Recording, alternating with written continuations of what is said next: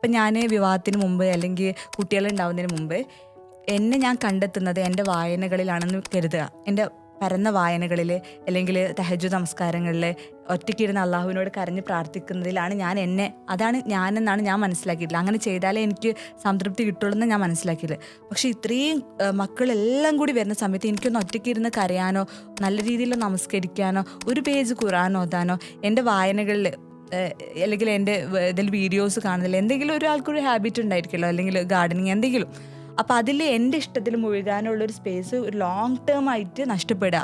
സ്വന്തത്തെ കണ്ടെത്താനേ പറ്റുന്നില്ല. എന്നാൽ സ്വന്തം ഇണയോടുകൂടി അവരുമായിട്ട് പോലും സംസാരിക്കാനുള്ളൊരു ക്വാളിറ്റി ടൈം തീരെ കിട്ടാതെ അവസ്ഥ വരും. അപ്പോൾ ഈ സ്ത്രീയെ സംബന്ധിച്ചിടത്തോളം അവളുടെ മെൻ്റൽ ഹെൽത്തിനെ വളരെയധികം മോശമായിട്ട് ബാധിക്കും.